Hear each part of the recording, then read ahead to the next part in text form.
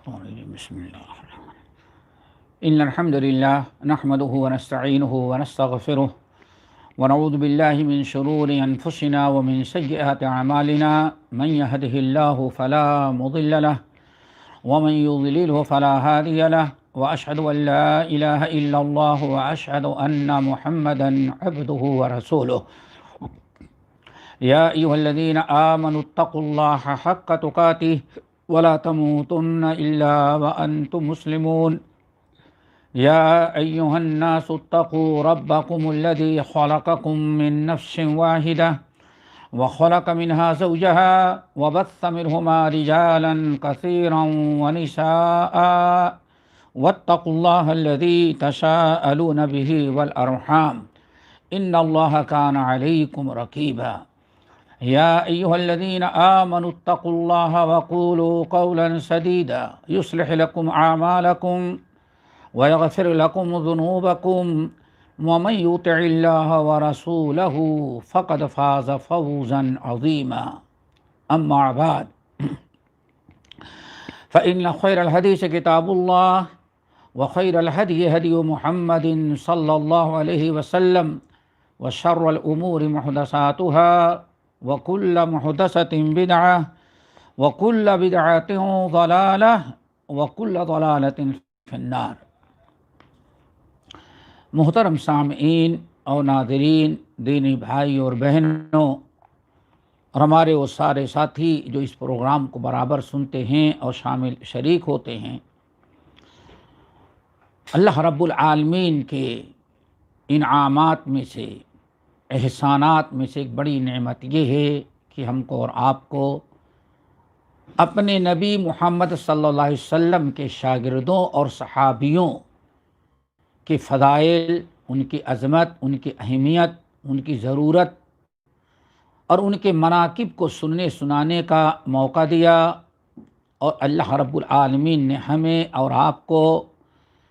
ان کے متعلق معلومات حاصل کرنے کا شوق اور جذبہ ہمارے اور آپ کے دلوں میں پیدا کیا۔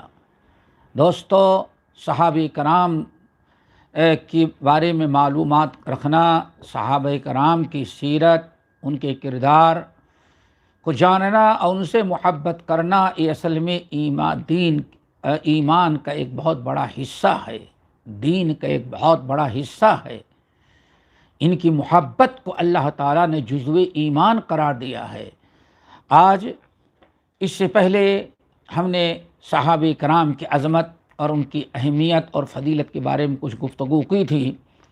اور ہم نے وعدہ کیا تھا کہ آج انشاءاللہ حضرت ابو سفیان رضی اللہ تعالی عنہ کی سیرت اور ان کی فضیلت اور ان کے متعلق کچھ باتیں ہم عرض کریں گے۔ اللہ تعالی ہم سب کو سننے کی توفیق نصیب فرمائے، اور ہم سب کے دلوں کو اپنے اپنے نبی کی محبت، صحابہ کرام کی عظمت اور محبت سے ہم سب کے دلوں کو بھر دے،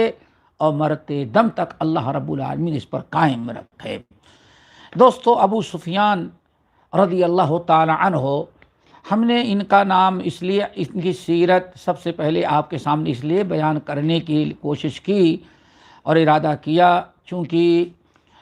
ان کے بارے میں بہت سارے اعتراضات ملحدین، بے دین، اہل بدعت،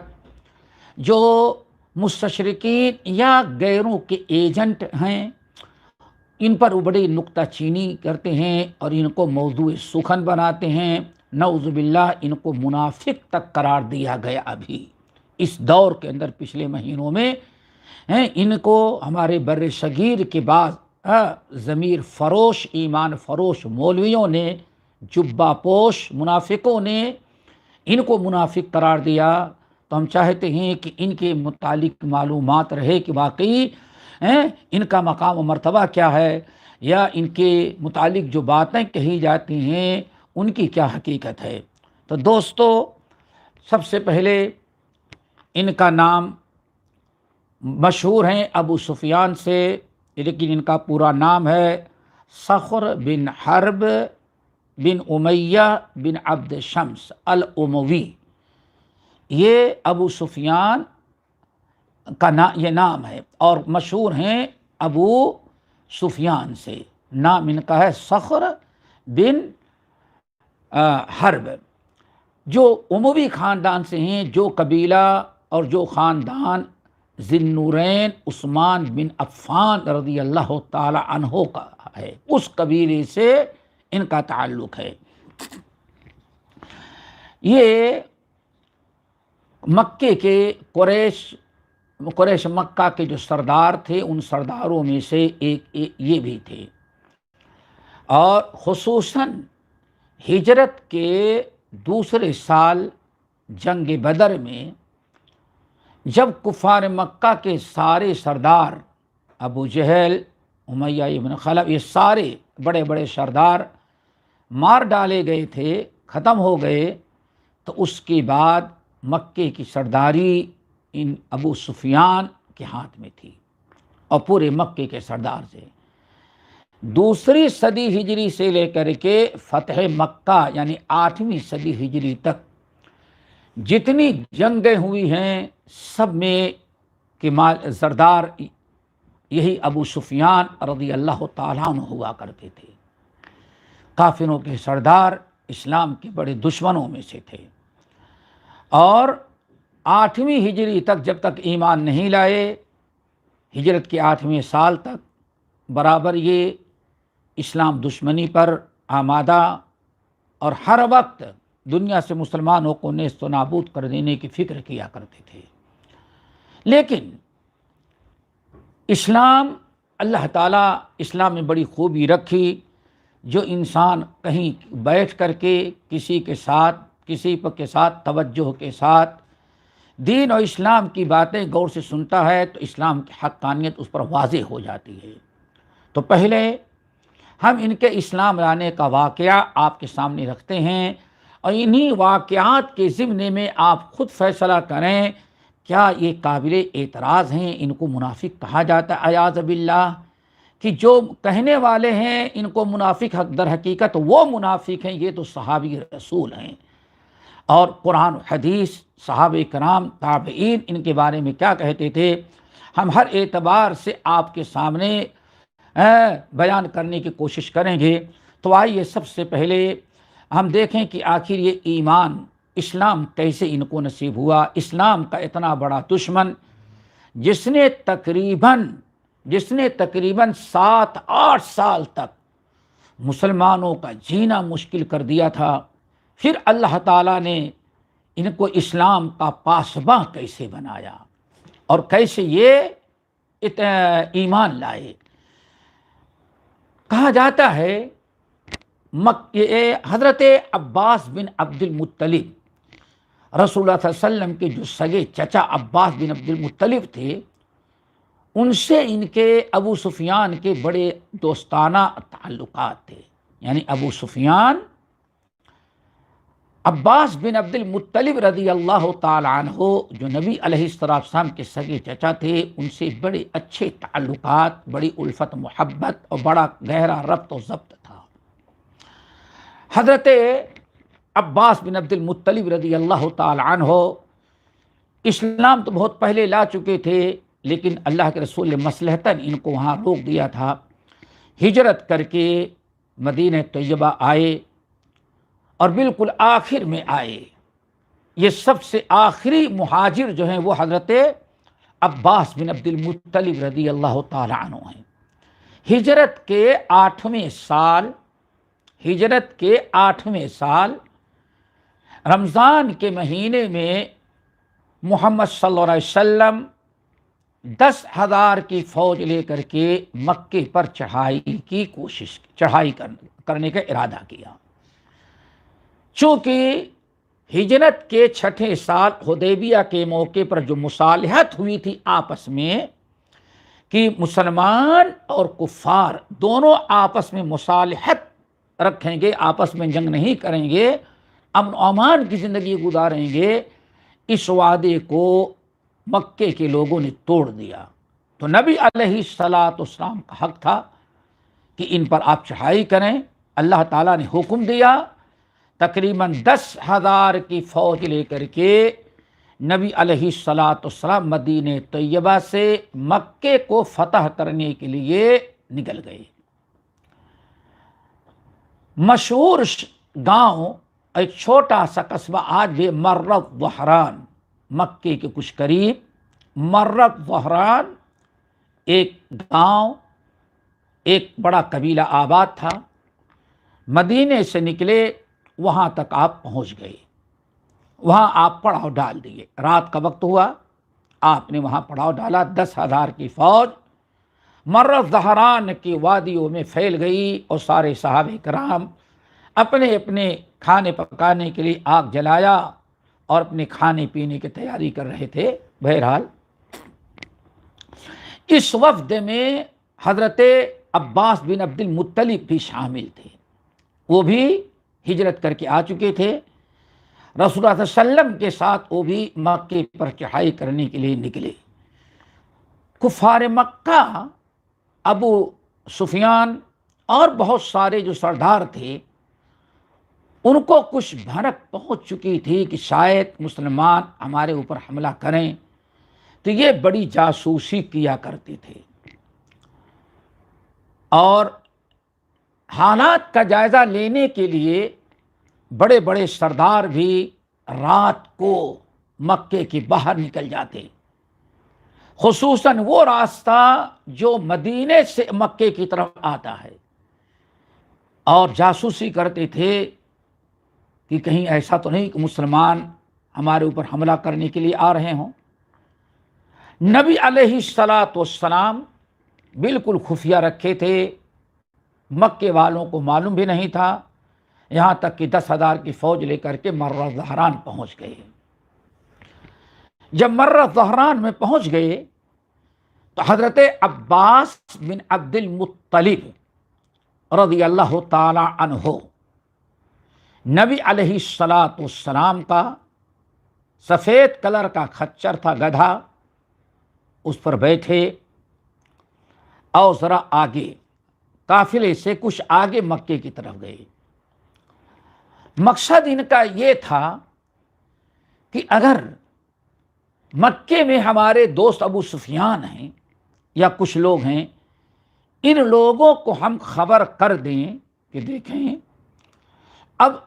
10,000 کی فوج لے کر کے مسلمان تمہارے اوپر چڑھائی کرنے کے لیے آ چکے ہیں، ان کو اب تم روک نہیں سکتے، اور ان کے مقابلے کی طاقت تم کو نہیں ہے، اس لیے بہتر یہ ہے کہ قبل اس کے کہ رسول اللہ صلی اللہ علیہ وسلم اپنی فوج لے کر کے مکے میں داخل ہوں، خود آ کر کے اللہ کے رسول سے مل کر کے تم امن و امان طلب کر لو اور اجازت لے لو، مل لو کہ ہاں ہم آپ سے لڑنا نہیں چاہتے، ہم کو آپ امن دے دیں اور ہمیں محفوظ رکھیں۔ یہ سوچ کر کے حضرت عباس بن عبد المطلب کہتے ہیں، میں نے اپنے بھتیجے محمد صلی اللہ علیہ وسلم کا سفید خچر لیا اور اس پر رات کو بیٹھ کر کے مکے کی طرف، جہاں مجھے کچھ شک تھا کہ یہاں کچھ بکریاں چرانے والے ہوں گے، لکڑیاں توڑنے والے رات ہو جاتے تو وہاں ٹھہر جاتے ہیں، تو ان میں سے کوئی بھی مل گیا تو میں ان کے ذریعے ابو سفیان اور دوسرے سرداروں کو جو ہم سے محبت کرنے والے ہیں بتا دیں گے کہ قبل اس کے کہ فوج مکے میں داخل ہو تو یہاں پہنچ کر کے اپنا امن و امان لے لو اور اپنی سیکورٹی حاصل کر لو، چونکہ داخل ہو جانے کے بعد تو جنگ چھڑ جائے گی۔ یہ سوچ کر کے ابو سفیان رضی اللہ تعالیٰ عنہ تنہا نبی علیہ السلام کو خچر کو لیے اور لے کر کے نکل گئے وادیوں میں کہ شاید کوئی لکڑہارا یا چرواہا ملے گا تو اس کے ذریعے ہم بھیج دیں گے۔ ادھر عباس بن عبد المطلب ان کی ہمدردی میں مکے کی طرف آئے، جہاں لکڑہارے رہتے تھے، جہاں بکریاں چرواہے رہا کرتے تھے۔ ادھر ہوا یہ کہ ابو سفیان، ورقہ بن بدیل اور ایک آدمی جاسوسی کرنے کے لیے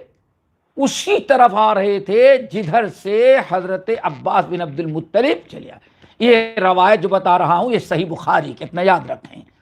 اصل حدیث صحیح بخاری کی ہے۔ صحیح بخاری کتاب المغازی فتح مکہ کی داستان جہاں ہے وہاں سے صحیح بخاری کی حدیث ہم پیش کر رہے ہیں تاکہ پتہ چلے کہ ہاں ابو سفیان کے اسلام اور ان کے فضیلت کا تذکرہ بخاری شریف کے اندر ہے۔ بہرحال لیکن تفصیل ہم نے بخاری کے علاوہ اور کتب تاریخ اور کتب حدیث سے لیے خلاصہ بتا رہے ہیں۔ ابو سفیان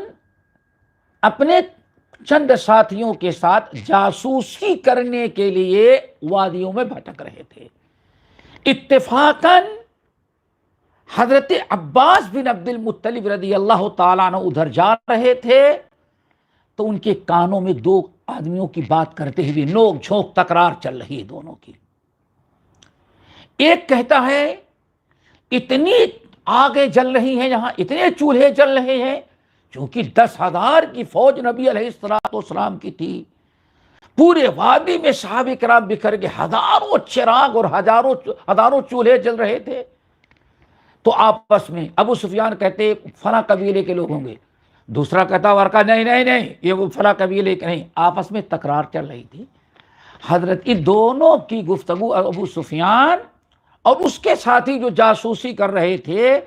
ان دونوں کی جو گفتگو ہو رہی تھی، تکرار چل رہی تھی، حضرت عباس بن عبد المطلب رضی اللہ تعالیٰ عنہ نے سن لیا اور ابو سفیان کی آواز پہچان لی۔ پرانا دوست تھا، آواز پہچان لیا، بڑے زور سے پکارا اور کہا کہ یا ابا حنظلہ، یا ابا حنظلہ۔ جب پکارا یعنی ابو سفیان کے کنیت یا ابا حنظلہ، ابو حنظلہ تم ہو۔ جیسے ابو سفیان نے آواز سنی،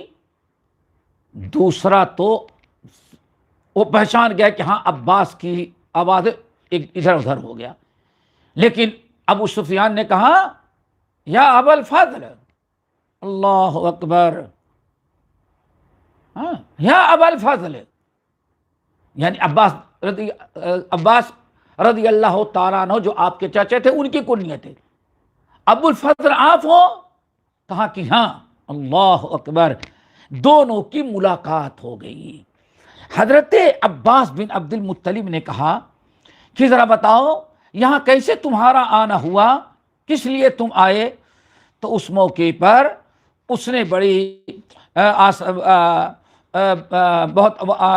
صفائی کے ساتھ کہہ دیا کہ اصل میں ہم ایسے آئے تھے کہ دیکھیں کوئی ہم پر حملہ کرنے کے لیے ادھر سے کوئی قافلہ تو نہیں آ رہا ہے، ہم اسے جاسوسی کر رہے تھے۔ حضرت عباس بن عبد المطلب نے کہا ابو سفیان یا ابو حنظلہ سن لے، یہ جتنے چراغ چل رہے ہیں یہ کسی اور کے نہیں ہیں، محمد صلی اللہ علیہ وسلم، انصار اور مہاجرین اور سارے عرب کے قبیلے جو مسلمان ہو چکے ہیں، یہ سب اکٹھا ہو کر کے مکے پر صبح چڑھائی کرنے والے ہیں اور ایسی طاقت لے کر کے آئے ہیں کہ تمہارے اندر کوئی مقابلے کی طاقت نہیں ہوگی، مقابلہ نہیں کر سکو گے۔ تو میں اس لیے ڈھونڈ رہا تھا کہ تمہیں باخبر کر دوں کہ آ کر کے محمد صلی اللہ علیہ وسلم سے مل لو، امن مانگ لو، ان سے اپنی حفاظتی اپیل کر لو کہ ہم آپ سے لڑیں گے نہیں، ہم کو محفوظ رکھیں۔ اتنا سننا تھا کہ ابو سفیان بت کے پجاری، کفر و شرک کے بھرا ہوا لرز گئے، کانپ گئے، خوف زدہ ہو گئے، بڑے پریشان ہو گئے۔ کہتے ہیں یا ابا الفضل، عباس بن عبد المطلب، تم ہمارے پرانے دوستو، فدا کا ابی و امی، ہمارے ماں باپ دونوں قربان ہو، ذرا بتائیں ہم کیسے اپنے آپ کو بچا سکتے ہیں۔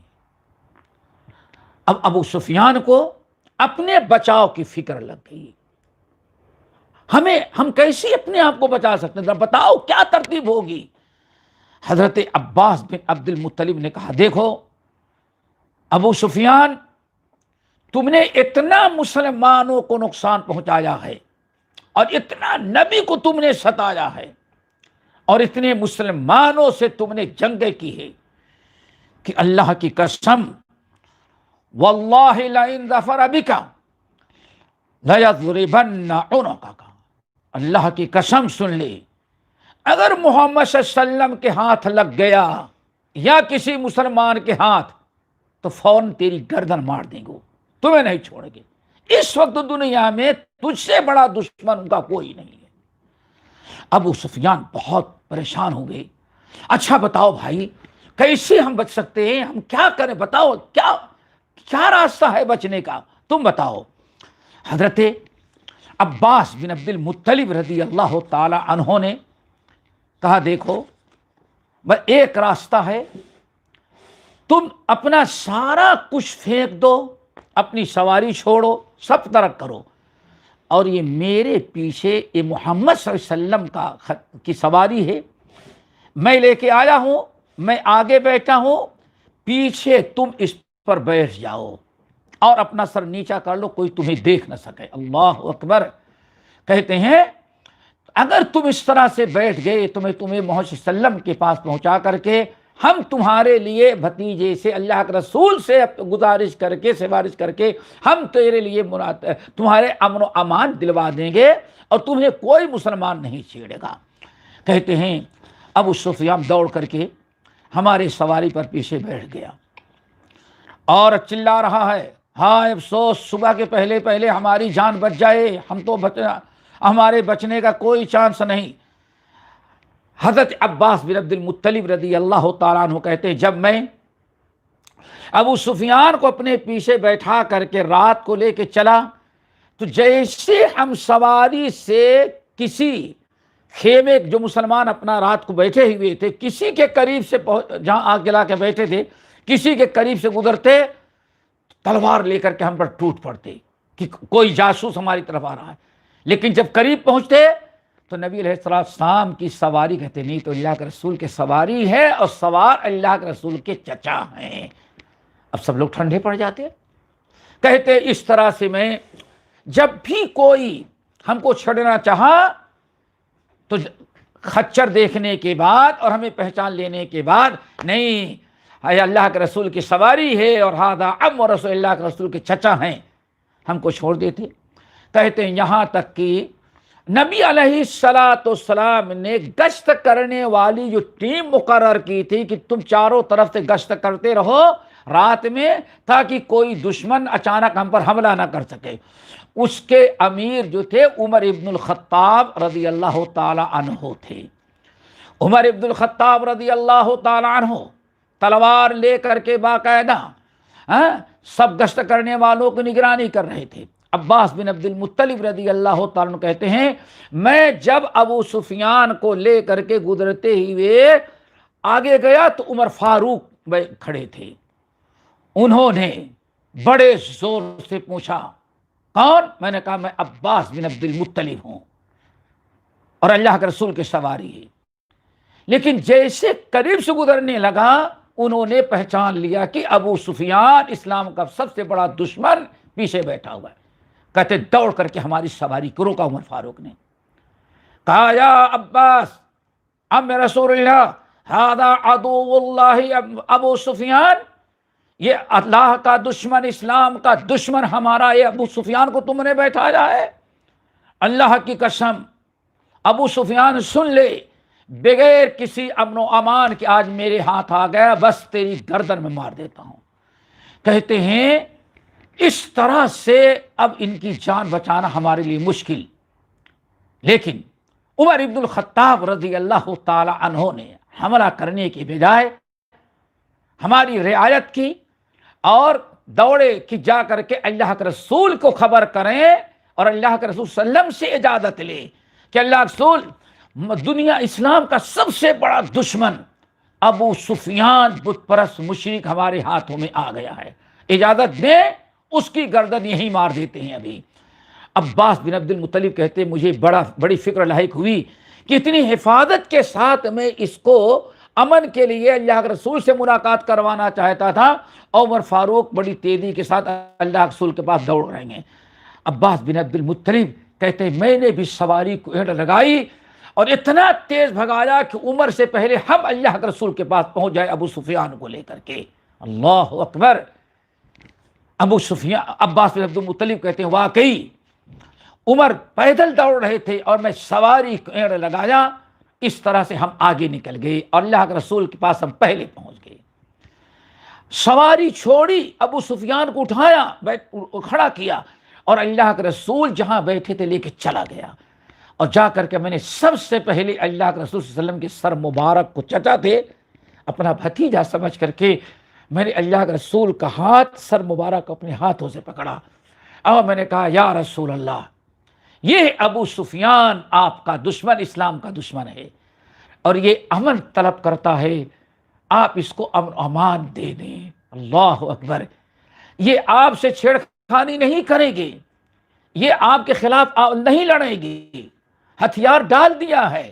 بس اپنے جان کی حفاظت چاہتا ہے، اگر آپ اس کی جان بخش دیں اور امن دے دیں کہ کل مکے پر جب آپ چڑھائی کریں گے تو ان کے ساتھ ان کو آپ قتل نہیں کریں گے، یا ان کے ساتھ آپ کوئی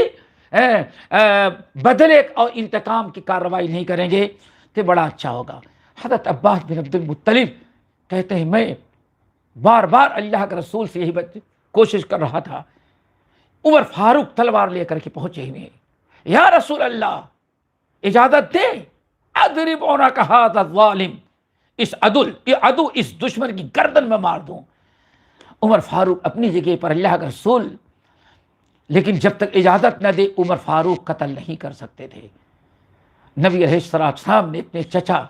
عباس بن عبد المطلب کی بات سنی، کہا چاچا اس وقت ان کو امن و امان دینا کوئی آسان کام نہیں ہے، دیکھو عمر تلوار لے کے کھڑے ہیں، اور اگر پتہ چل گیا تو اور پتہ نہیں کتنے لوگ ہوں گے کھڑے پہنچ جائیں گے یہاں، تو ایسا کریں کہ ان کو میرے پاس نہ چھوڑیں، ہم ان کو امن دیں گے، لیکن اس وقت آپ سواری پر بیٹھائیں اور اپنے خیمے میں لے کر کے جائیں، رات میں اپنے پاس ان کو رکھیں، ان کو چھوڑنا نہیں، کسی کے حوالے نہیں کرنا اور کسی کو بتانا بھی نہیں، لے جا کر کے رکھو اور فجر کے بعد ہمارے پاس لے کر کے آنا۔ نبی علیہ السلام نے عمر کو سمجھایا، امن و امان، عفو و درگزر اور معاف کرنے کی فضیلت سنائی۔ عمر فاروق رضی اللہ تعالیٰ عنہ اپنی تلوار اندر کر لیے اور اللہ کے رسول کی بات قبول کر لیا۔ عباس بن عبد المطلب رضی اللہ تعالیٰ عنہ کہتے ہیں رات بڑی بے چینی کلک کی، کسی کو پتہ نہ چل جائے، کوئی دوسرا آ جائے۔ کہتے ہیں صبح ہوئی، نماز فجر پڑھا، ابو سفیان کو میں نبی علیہ السلام کے پاس لے کر کے پہنچ گیا وہاں جب دیکھا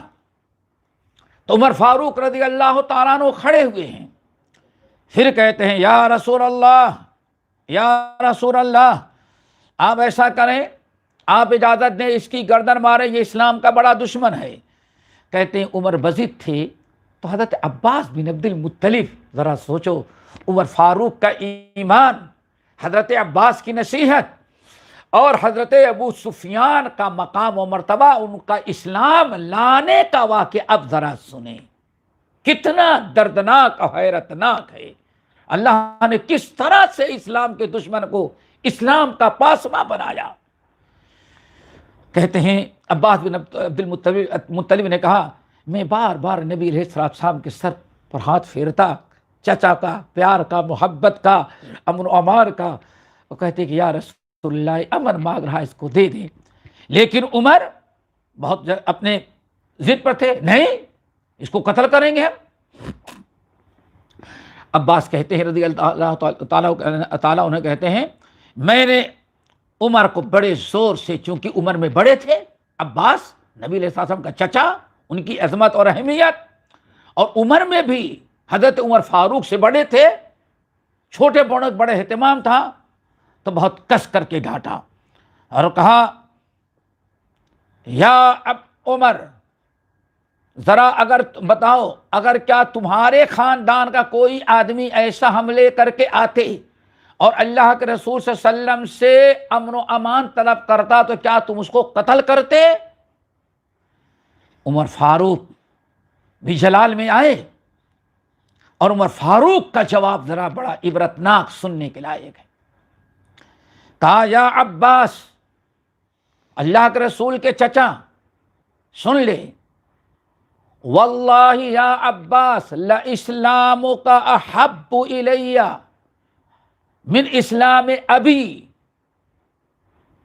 عباس، آپ کیا سمجھتے ہیں کہ آپ کی عزت، آپ کا مقام، آپ کی اہمیت ہمارے دل میں کتنی ہے؟ آپ ہم کو جو سمجھا رہے ہیں، پہلے سوچیں کہ آپ کو ہم کتنی عزت دیتے ہیں، آپ کا مقام ہم عمر کے نزدیک کیا ہے؟ سن لو عباس، اللہ کی قسم، جس دن تم اسلام لائے، جس دن تم کلمہ پڑھ کے مسلمان ہوئے، اس دن ہمیں اتنی خوشی ہوئی کہ ہمارے باپ خطاب ایمان لاتے تو اتنی خوشی ہم کو نہ ہوتی جتنا آپ کے ایمان لانے پر عمر کو خوشی ہوئی ہے۔ اور اے عباس سن لو، ہمیں اپنے باپ کے ایمان کی اتنی فکر نہیں تھی جتنی فکر تمہارے ایمان کی تھی، تم اسلام لاؤ۔ اور کیوں ایسا تھا عباس؟ اس کی وجہ یہ ہے کہ اگر میرا باپ خطاب ایمان لاتا تو عمر کہتے ہیں مجھ کو خوشی ہوتی، ہم کو خوشی ہوتی، لیکن آپ ایمان لائے تو اللہ کے رسول کو خوشی ہوئی۔ میں اپنی خوشی پر اللہ کے رسول کی خوشی کو ترجیح دیتا ہوں، یہ محبت کا تقاضا۔ اے عباس، اگر میرا باپ خطاب ایمان لاتے تو میرے باپ خطاب جہنم سے بچتے، لیکن میرے باپ جہنم سے بچیں، اس سے کہیں زیادہ مجھے خوشی ہے کہ آپ اللہ کے رسول کے چچا ہیں، آپ ایمان لائے تو آپ ایمان لائے تو اللہ کے رسول کو خوشی ہوئی کہ ہاں میرا چچا جہنم سے بچ گیا۔ اس لیے ہمارے اوپر کوئی شک شبہ نہ کرو۔ اللہ کے رسول نے فرمایا، عباس بن اللہ کے رسول نے عمر فاروق کو خاموش کرایا اور کہا کہ عباس لاؤ اپنے چچا کو۔ چچا آئے اور کلمہ پڑھنا شروع کیا۔ آئے اور کلمہ نہیں پڑھ رہے تھے۔ نبی علیہ الصلوۃ والسلام نے 2 سوال کیا۔ یہ اسلام لانے کے لیے اللہ کے رسول امن دے رہے تھے، لیکن امن سے پہلے ان سے 2 سوال کیا۔ پہلا سوال تو یہ تھا، آپ نے فرمایا وَيْحَكَ يَا أَبَا سُفْيَانَ أَلَمْ يَأْنِ لَكَ أَن تَعْلَمَ أَن لَا إِلَٰهَ إِلَّا اللَّهُ۔ اے ابو سفیان، ذرا اپنے دل کی بات بتاؤ۔ ابو سفیان، تم سے بڑا ہمارا کوئی دشمن اس وقت دنیا میں نہیں ہے، اور تم سے زیادہ اسلام کو کسی نے نقصان نہیں پہنچایا، لیکن امن کے لیے آئے ہو، ہم امن تم کو دے رہے ہیں، لیکن ذرا بتاؤ، تم بتاؤ، میرے سوالوں کا جواب دو۔ الم یعن لک، کیا اتنے دن سے ہم ایمان کی دعوت دے رہے ہیں، اتنا تم ایمان والوں سے لڑے، مسلمانوں سے لڑے، مکے میں اللہ نے مجھ کو پیدا کیا، میں نے اسلام کی دعوت دیا، اور آج تک مدینہ ہجرت کر کے گئے اسلام کی دعوت دے، اتنی جنگیں تو نے کیا، کیا ابھی تک تجھے تجربہ نہیں ہوا، تجھے علم نہیں ہوا کہ اللہ کے علاوہ کوئی مشکل کشا حاجت روا معبود نہیں ہے؟ اللہ اکبر۔ ابو سفیان کہتے ہیں یا محمد صلی اللہ علیہ وسلم، اللہ کی قسم مجھے 100% اس بات کا یقین آ چکا ہے ابھی آج کہ اللہ کے علاوہ کوئی عبادت کے لائق نہیں، نہ لات ہے نہ عزا ہے۔ آج تک ہم اپنے جن بتوں کے لیے لڑ رہے تھے، اس بات پر مجھے یقین ہو گیا کہ ہمارے بت ہمیں نقصان اور فائدہ نہیں پہنچا سکتے۔ نقصان فائدے کا مالک صرف اللہ ہے، اور اللہ ہی عبادت کے لائق ہے، دنیا میں اور کوئی ذات عبادت کے لائق نہیں ہے۔ پھر ابو سفیان کہتے ہیں اور ہم نے کیسے پہچانا؟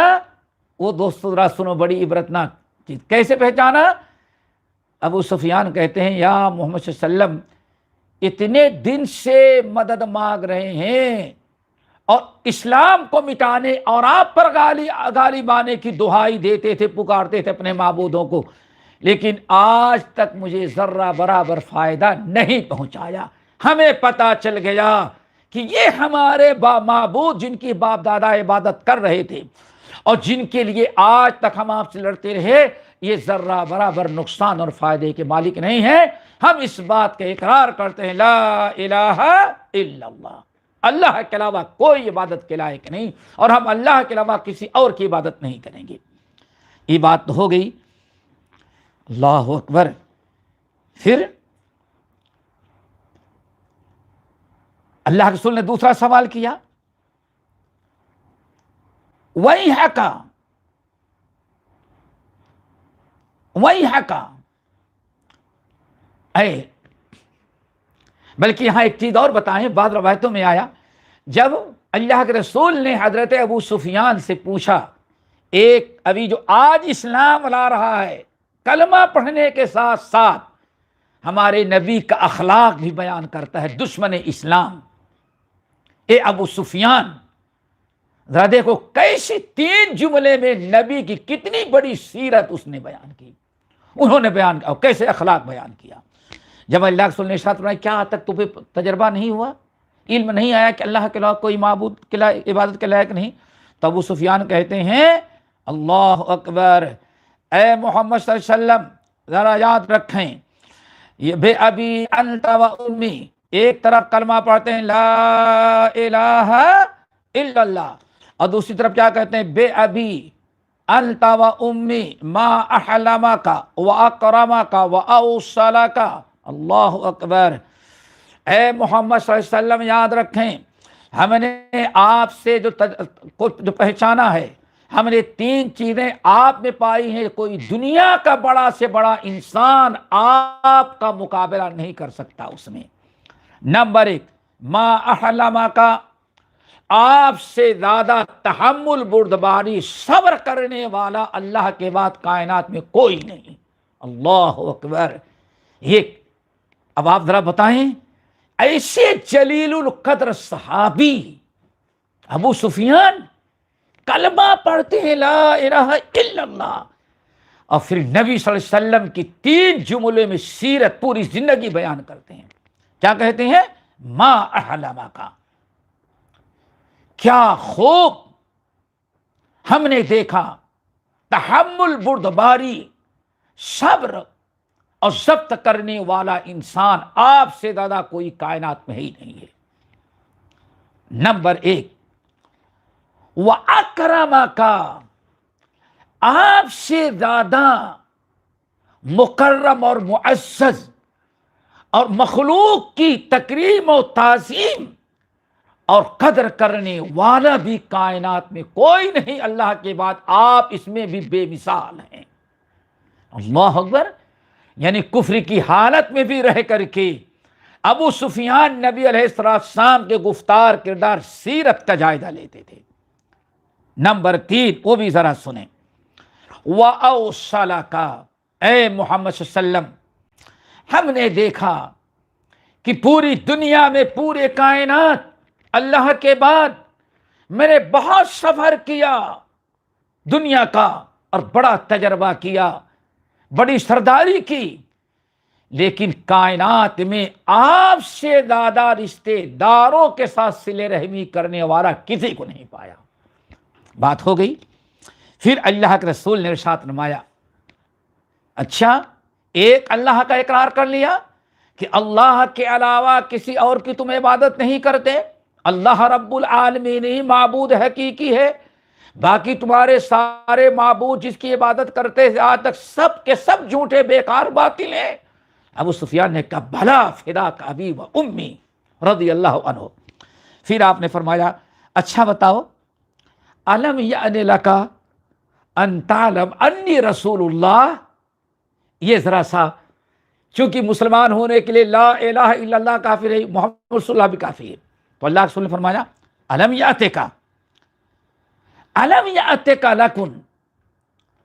الم یأن لک، کیا اتنے دن سے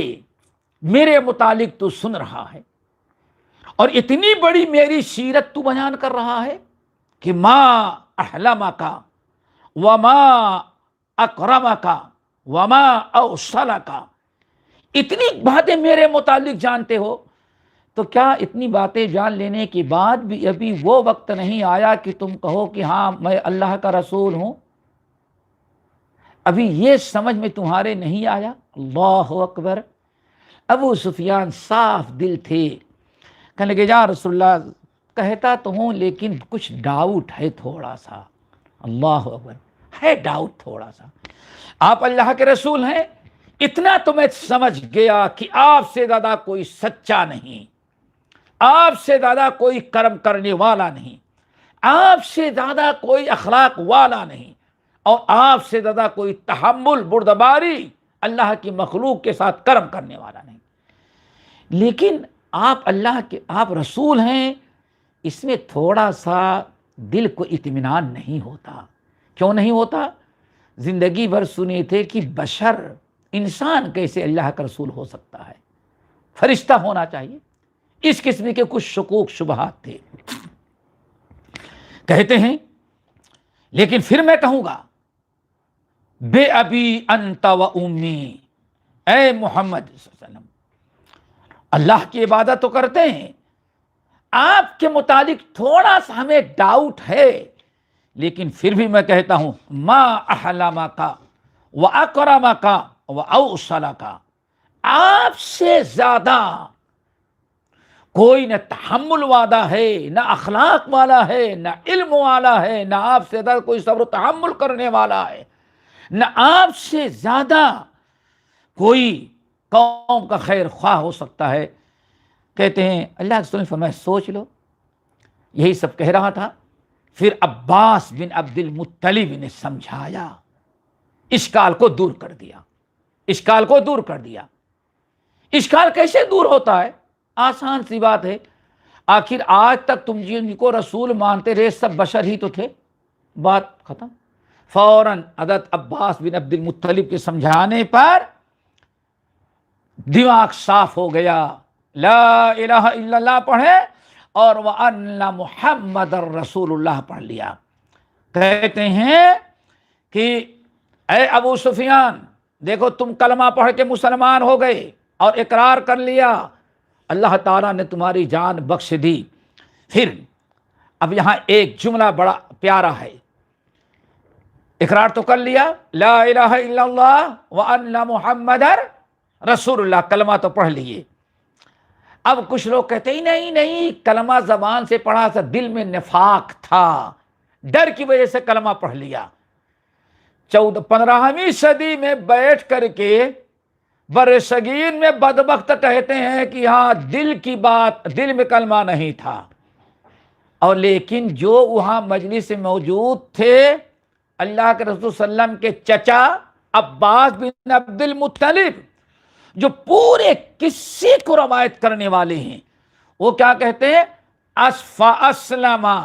و شہید شہادت الحق کے، اے دنیا کے لوگوں، حضرت عباس بن عبد المطلب کہتے ہیں کہ سن لو، ابو سفیان کو میں نے جب اس ذہن میں اشکال تھا جب دور کیا تو کلمہ پڑھ کے مسلمان ہوئے، وشہید شہادت الحق کی، اور سچی 100% سچی شہادت قبول کیا، اور 100% دل سے وہ مسلمان ہو گئے۔ اب ذرا سوچو دوستو، عباس بن عبد المطلب رضی اللہ تعالیٰ عنہ تو کلمہ پڑھ کر کے مسلمان ہوئے، جو صاحب واقعہ ہیں، جو اس وقت موجود تھے حضرت عباس بن عبد المطلب مجلس میں، وہ گواہی دیتے ہیں کہ ہاں سچا شہادت الحق کے، دل سے سچا مسلمان، 100% مسلمان ہوئے، وہ گواہی دیتے۔ اور ہم کہتے ہیں نہیں نہیں، دل میں کچھ چھپا، دل میں نفاق اور کفر چھپا رکھا تھا، تو ہو سکتا ہے آپ کے دل میں نفاق ہو، لیکن حضرت ابو سفیان رضی اللہ تعالیٰ عنہ کے دل میں تو نفاق نہیں تھا۔ اگر غلط اللہ کے رسول کو دھوکہ دیتے ہوتے تو اللہ تعالیٰ فوراً وہی نازل کر کہ آپ کو بتا دیتا۔ بہرحال ایک دلیل تو یہ ہے، پورا قصہ آپ نے سن لیا کہ کیسے کیسے وہ مسلمان ہوئے۔ یہاں ایک حدیث اور بخاری کی ہے، وہ بھی آپ لوگوں کو سنا دیتے ہیں کہ بخاری کے اندر بھی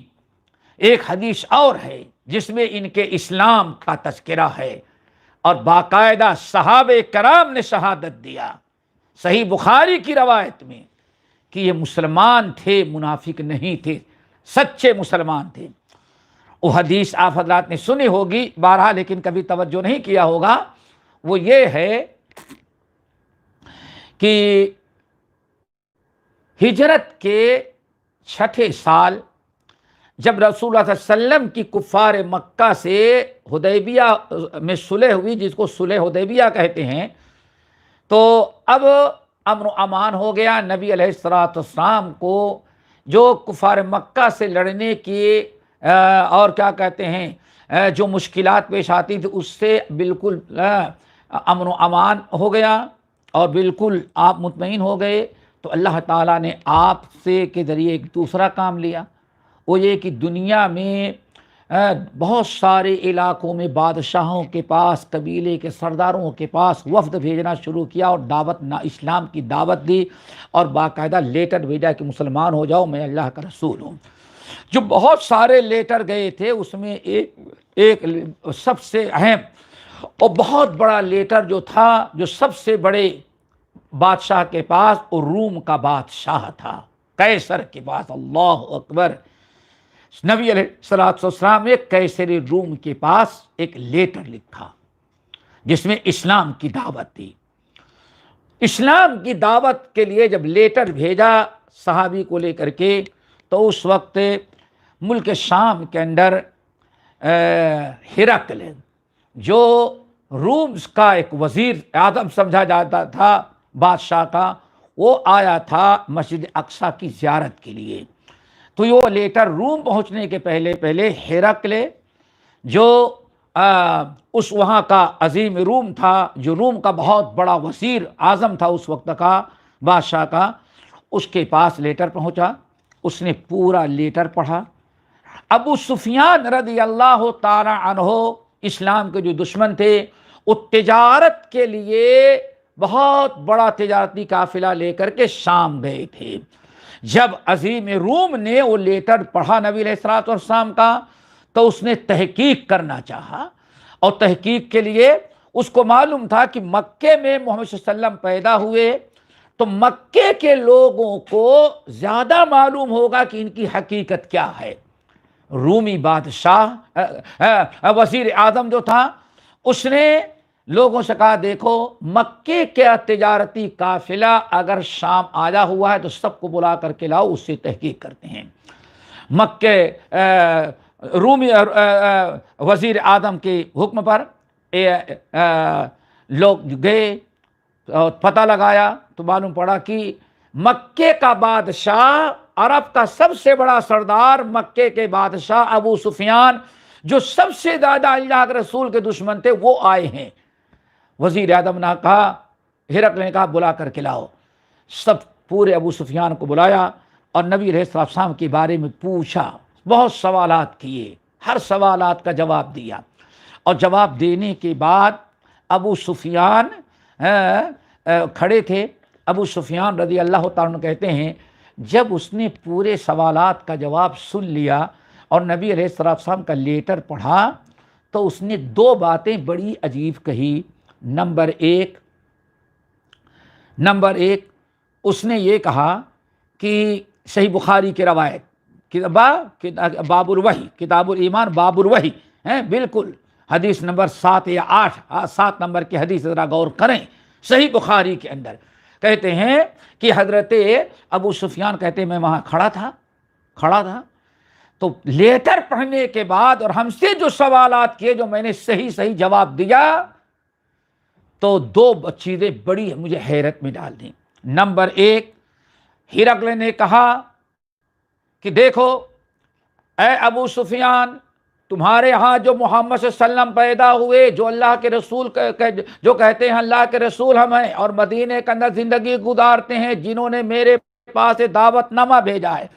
تم ان کی قوم کے لوگ ہو، ہم نے تم سے جو سوال کیا تم نے سچا جواب دیا، اور یاد رکھو اللہ کی قسم کھا کے کہتا ہوں اگر تم نے سچا جواب دیا اور تم جیسے جواب دیے ویسے ہی وہ محمد ہیں صلی اللہ علیہ وسلم، تو یاد رکھو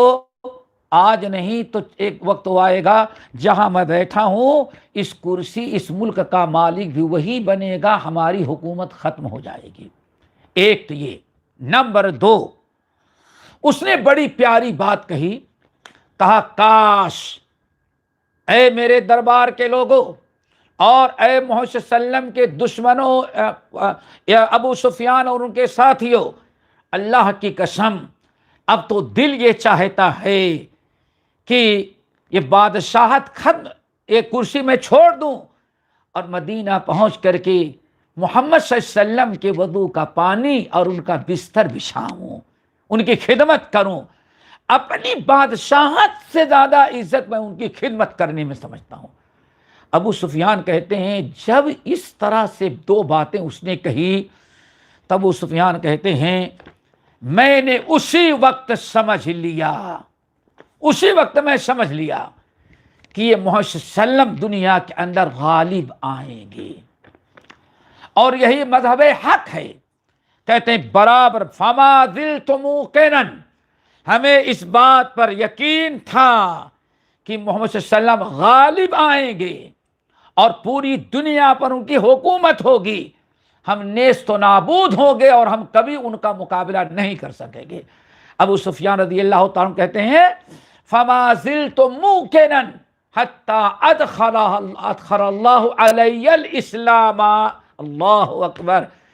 ابو سفیان کی زبان مبارک سے ذرا سنو، کہتے ہیں میں برابر اس بات پر یقین کرتا رہا یہاں تک کہ اللہ تعالیٰ نے ہمارے دل میں اسلام ڈال کر کے ہم کو مسلمان بنا دیا۔ اب ذرا سوچو، ابو سفیان شکر کرتے ہیں کہ اللہ نے ہم کو اسلام سے نوازا۔ کیا خیال ہے اللہ نے منافق بنایا کہ مسلمان بنایا ان کو؟ سوچو ذرا تو۔ فما زلت موقنا، مجھے اس بات پر یقین تھا کہ محمد صلی اللہ علیہ وسلم اور ان کا لایا ہوا دین اسلام غالب آئے گا، یہاں تک کہ اللہ نے ہم کو مسلمان بنایا۔ تو دوستو اس طرح سے ایک دوسری روایت اور ہے، کہتے برابر میں انتظار کر رہا تھا یہاں تک کہ محمد صلی اللہ علیہ وسلم کی دعوت پر میں بھی ایمان لا کر کے میں بھی مسلمان ہو گیا، میں کلمہ پڑھ لیا۔ دوستو یہ 2 دلیلیں میں نے دی ہیں اور دونوں صحیح بخاری کی روایت ہیں، لیکن حدیث بیان کرنے میں اصل تو بخاری کی ہیں، لیکن میں نے دوسری کتابوں کی بھی روایتیں آپ کے سامنے نقل کی ہیں۔ یہ 2 روایت اس طرح سے ان کے اسلام لانے کا واقعہ ہے۔ اب انشاءاللہ ہم اگلے میں بتائیں گے اسلام لانے کے بعد انہوں نے کیا کیا اسلام کے لیے قربانیاں دیں، اپنی جان گنوائی، اپنی آنکھیں گنوائی، اپنی زندگی انہوں نے ختم کی، اور کیا کیا انہوں نے اسلام کے لیے قربانیاں دیں۔ انشاءاللہ اب ان قربانیوں کا تذکرہ کریں گے ہم اب منگل کے دن، انشاءاللہ منگل کے دن مزید ان کے حالات اور آج تو اسلام لانے کا واقعہ بتایا، اب ان کی زندگی اسلامی زندگی میں انہوں نے اسلام کے لیے کیا کیا قربانیاں دیں، انشاءاللہ اس کا ہم تذکرہ کریں گے۔ اور جو کچھ باقی رہ گیا ہے کہ اللہ یہاں سے مسلمان ہو کے تو چلے گئے، دوسرے دن جب اللہ کے نبی علیہ السلام مکے میں داخل ہوئے